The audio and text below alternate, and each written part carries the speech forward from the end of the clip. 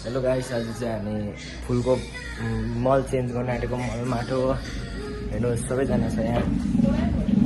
अब सफा गर्न आँटेको यहाँ हुनुहुन्छ सबैजना। यी माम चिया खानु हुँदैछ, यहाँ ललितादी हुनुहुन्छ। यी गोबर छुनु चाहिँ घिन लाग्छ अरे, त्यही लागि प्लास्टिकले गर्नुहुन्छ अरे। यहाँ लाग्दैन गोबरहरूसँग, because I love my planting, I love gardening. मलाई गार्डनिङ गर्न मजा लाग्छ। मेरो घरमा सुन्दर सुन्दर फुल फुलेको हेर्नु मलाई मजा लाग्छ। यहाँको जस्तो फुल बना नि, त्यो त फुल होइन, त्यो त मल हो होइन। यस्तै फुल बनाउनु अरे।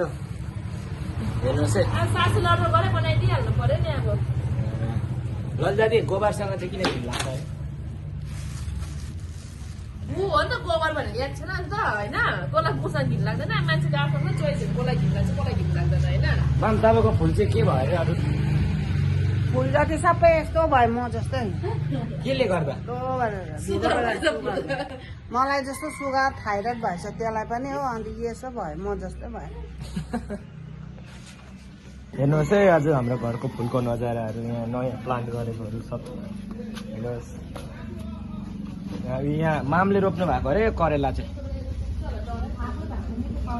मामले रोप्नु भएको होइन, माम अब फल्छ अरे।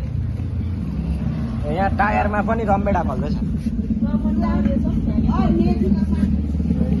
यस्तो सबै प्लान्ट गरेको नयाँ हो। मेथीको के को साग धनियाँहरू रोप्नु भएको छ अरे, देखोस्।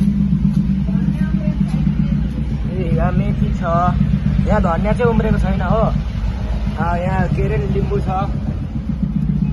यहाँ हाम्रो घरमा चाहिँ मल र माटोको चाहिँ स्टोर हुन्छ हो। हेर्नुहोस्, यहाँ अर्को आरामले सुतिरहेछ।